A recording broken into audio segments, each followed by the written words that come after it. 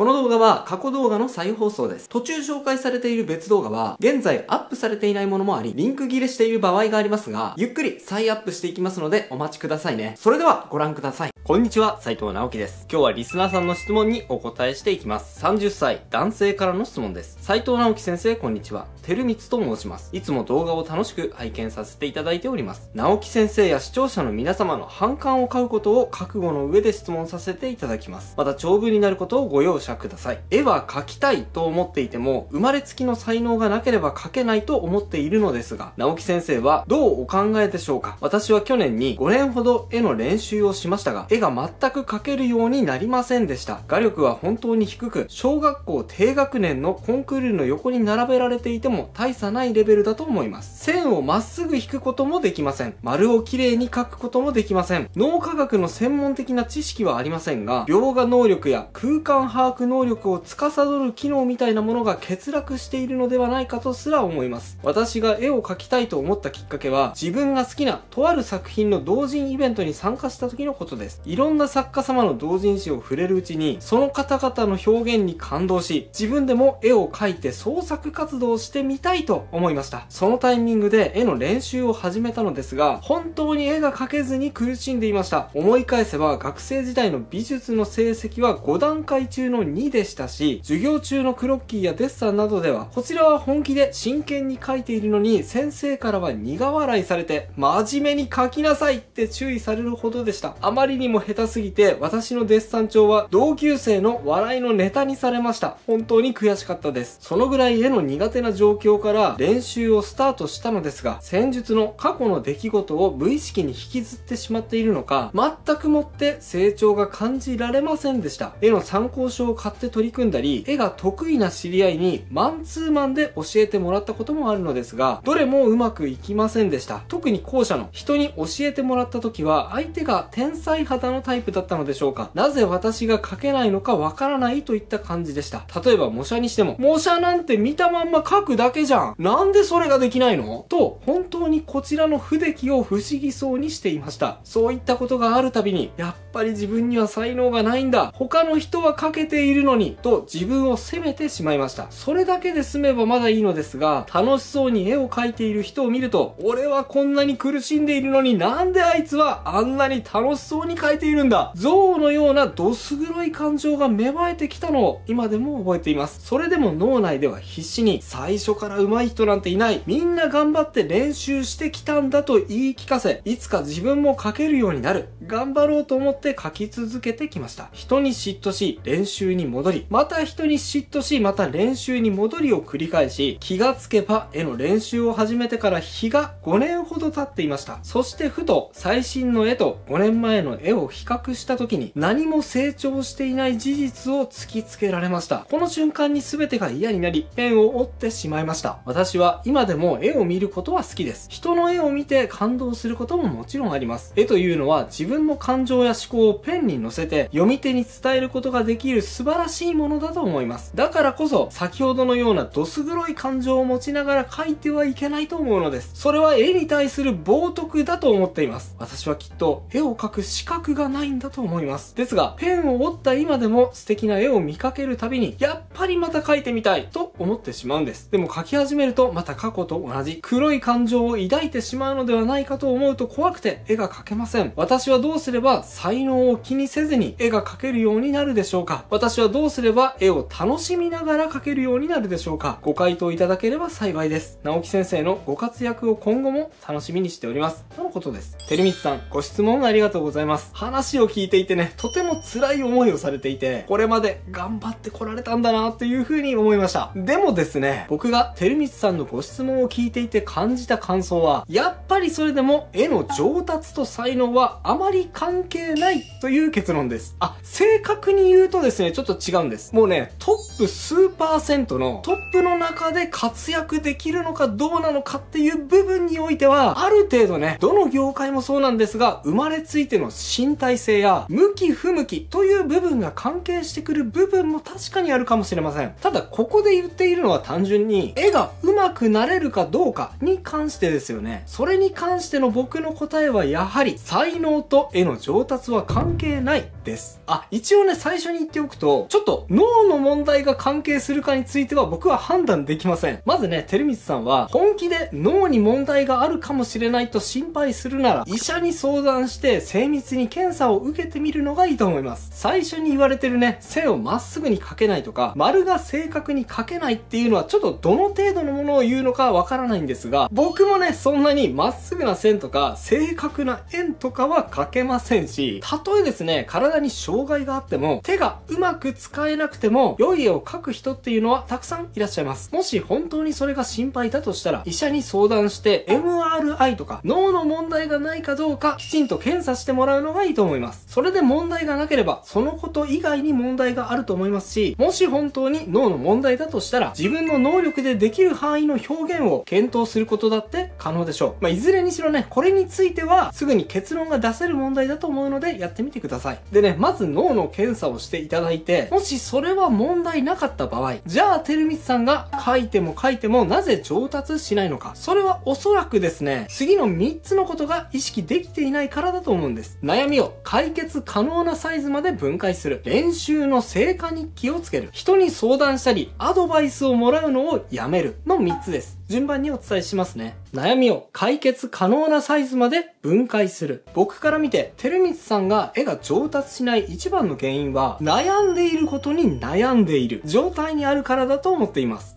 どういう意味ってね、ちょっと不思議に思うかもしれませんが、それはね、てるみつさんの質問を見てみるとわかります。自分には絵の才能がないんだろうか。だから絵が上手くならないんじゃないだろうか。これってですね、もうすでに自分で解決可能な問題じゃないんですよ。なので、それについていくら考えても結論が出せず、悩みに苛まれていることに対して、常に悩んでいるような状態になっているんじゃないかと思うんです。この状態になるとですね、絵だけじゃなく、あらゆるものが前に進みません。なぜかっていうと、ある問題を解決することが絵の上達ですが、悩むだけでは問題を解決できないので、上達につながる行動が取れないからですね、問題が大きいまま、それに挑もうとするから失敗してしまうんです。悩みを解決するためにはですね、この悩みを、これなら自分でも1日か3日ぐらいあれば解決できそうと思えるサイズまで小さくすること。これがポイントなんです。例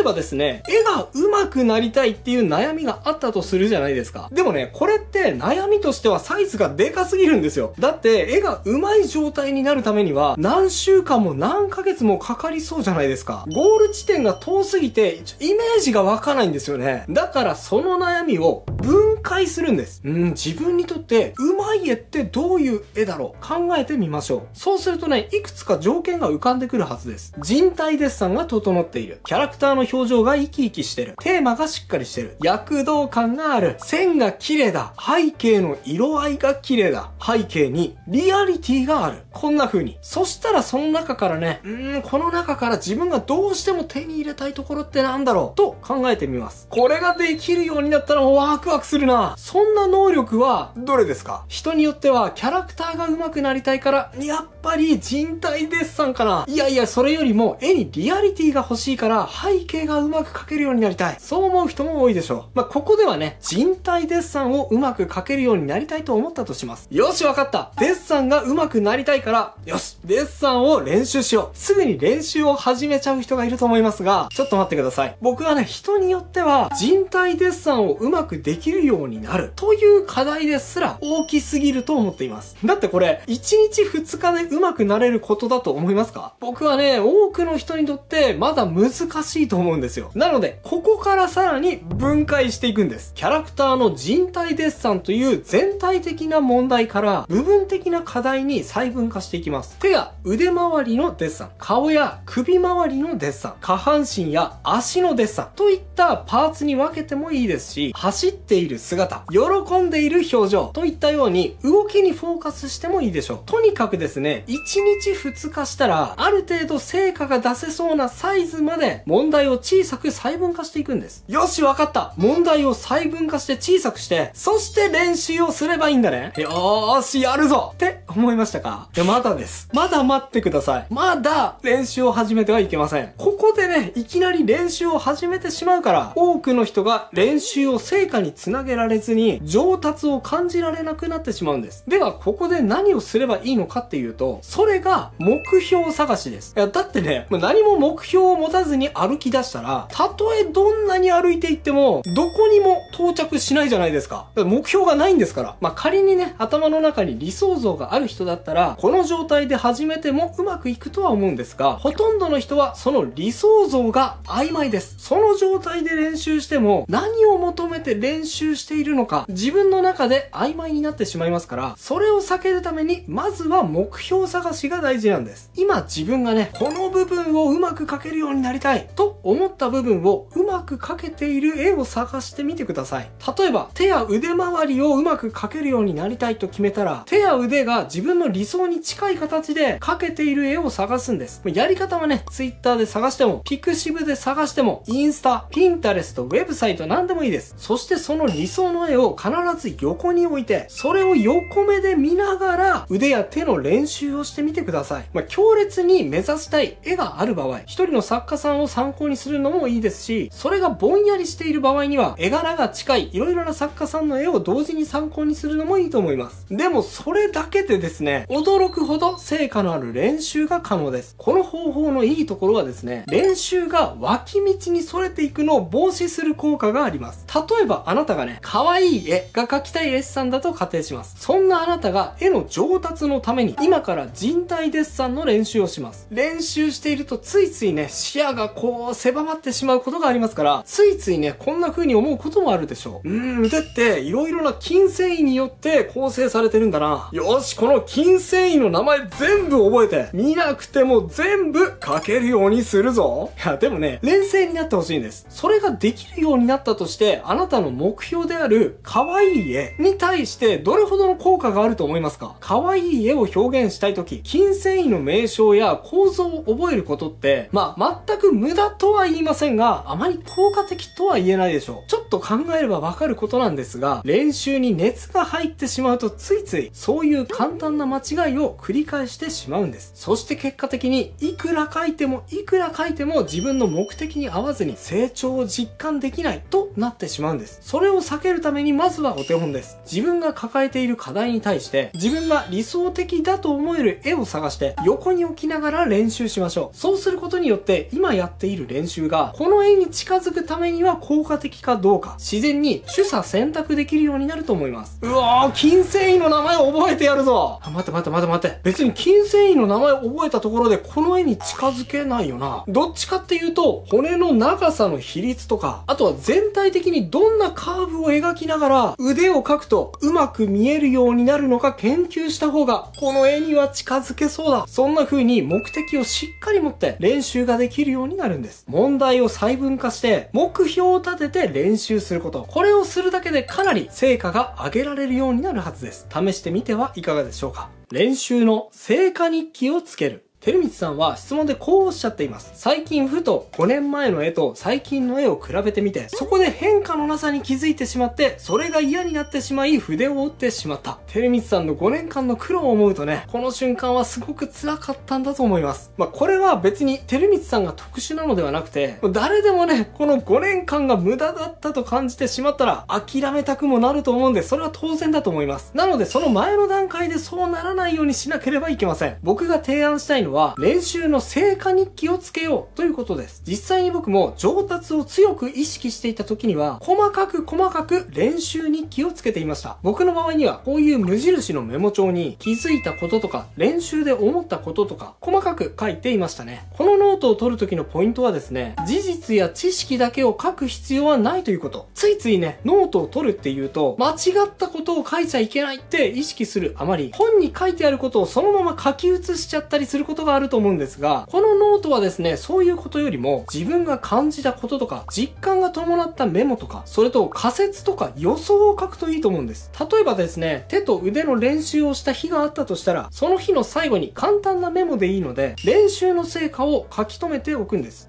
例えばですね、腕はピンとまっすぐ書くよりも、若干骨にカーブをつけながら書いた方が勢いが感じられる絵になる。そんな気がしたとか、腕はこんな風な肉のつき方をするように思っていたが、実際はほぼまっすぐ書くんだけど、ここの膨らみを意識した方がそれっぽくなるように感じる。ちなみにこの膨らみは超等速手根伸筋というらしい。みたいにね、今日自分が手に入れた成果をノートに記録しておくんです。そして欲を言えば、プラス仮説とか疑問も書き込んでおきます。目標にしている絵柄は、そもそも筋肉構造とかをあまり考えてないようにも感じる。ということは、筋肉のつき方よりも、もっと違う何かに着目しながら人体をデッサンする必要があるのかもしれない。目標にしているこの人が何に着目しながら人体を描いているのか、一度模写して探ってみたい。みたいに、新たな疑問や課題が浮かんだら、それも一緒に書き込んでおくといいでしょう。なぜこのようにするといいのかというと、一つは練習の成果を自分自身で感じ取ることができるようになるってことです。成果を目に見えるようにしておくのはとても重要です。だってやる気がなければ努力って続けられないじゃないですか。そしてそのやる気を一番引き出させてくれるのって、やっぱりね、何よりも成果が見えることだと思いますから、それを自分で確認できるようにしておくことは非常に大切です。それとノートをつけることでもう一ついいことがあります。それは練習の成果だけではなく、課題についても振り返りが可能になるということ。そしてその結果、自分の力で前に進んでいくことができるようになるってことです。このノートには練習の成果はもちろんのこと、その成果から導き出される仮説や次の課題を書くようにお伝えしました。それによって次に進むべき道を自分で導き出せるようになります。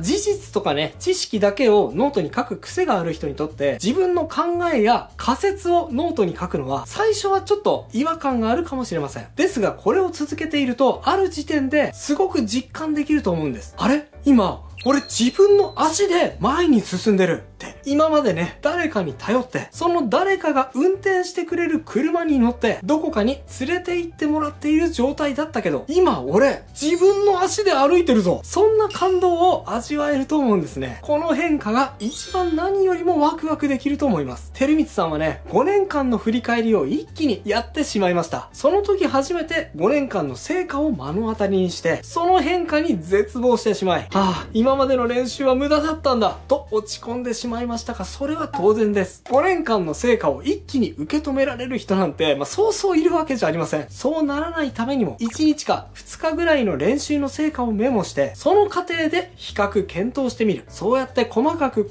自分の成長を実感していくのが効果的だと思います。時にはね、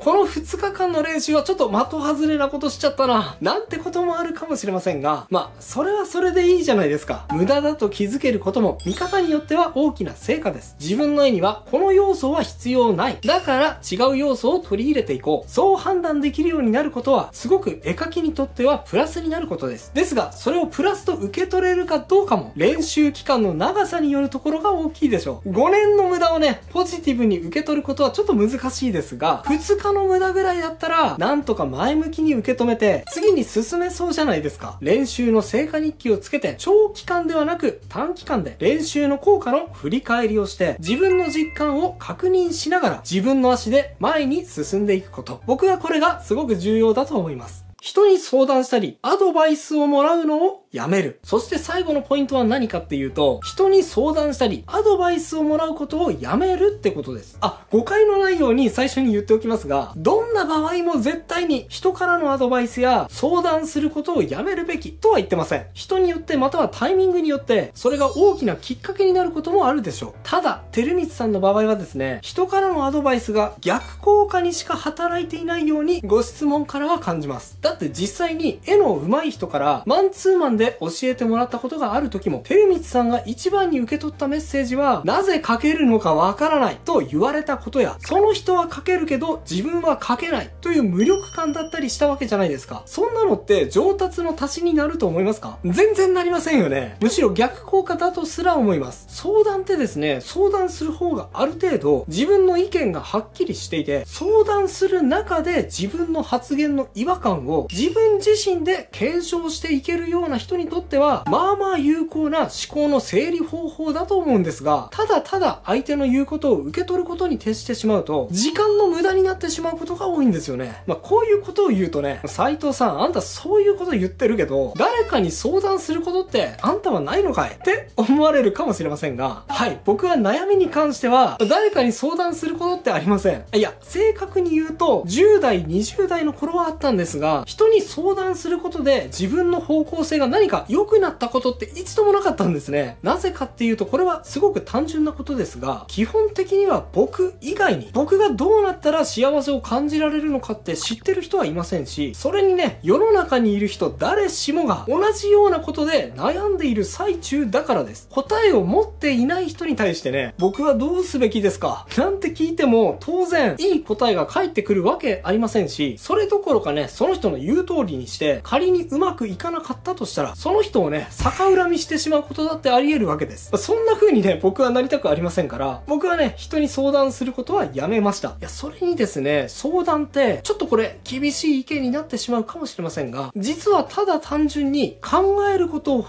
棄している状態とも言えると思うんですよ。僕はこれからどうすべきですか？私はこのまま絵を描いていていいんでしょうか？私の人生、専門学校と大学、どっちに行ったらいいんでしょうか？こういう質問ってね、結論言っちゃうと、人それぞれとしか答えようがありません。だって最終的に欲しいもの、最終的になりたい自分は自分にしかわからないからです。あなたの幸せの形なんて、あなた以外に答えを持っている人はいないですよね。だから、そういう疑問が浮かんだ時の解決方法は、もうね、自分で考えるしかないんです。やり方はね、もうさっき紹介した悩みを解決可能なサイズまで分解すると同じ。つまりね、自分さんに質問してみるんですよ。なあなあ、お前さ、人生で達成したい目標とかってある？最終的に何を得られれば、お前は幸せって感じる？その結果ね、絵が技術的に上手くなれれば満足を感じることができるという人もいれば、いやいや自分は絵を描くことで褒められたいんだという人もいるでしょう。俺はとにかく絵でお金を稼ぎまくりたいんだという人もいるはずです。もっと考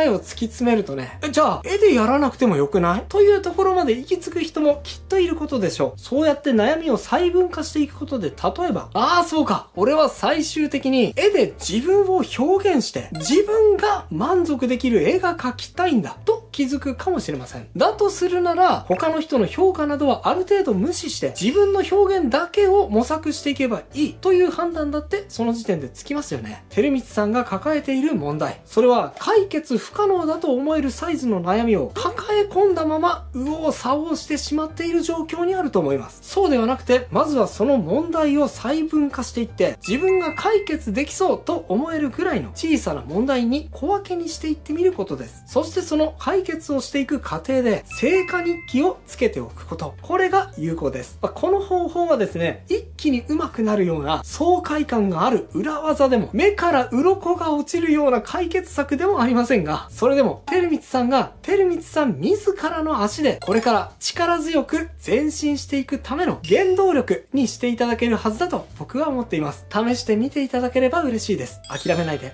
応援しています。以上が今日僕が伝えたかったことです。いかがだったでしょうか？今回はですね、練習しても絵が上手くならない時に気をつけるべきことについてお話ししましたが、絵は上手くなるんだけど、Twitter のフォロワー数が伸びないんだよ。Twitter のフォロワー数を増やせて、アカウントを成長させるコツってないの？っていう人も多いと思います。そんな時はこちらの動画。Twitter を伸ばすイラストの 3H 戦略をご存知ない？がおすすめです。興味がある方はこちらも合わせてチェックしてみてくださいね。それではまた次回の動画でお会いしましょ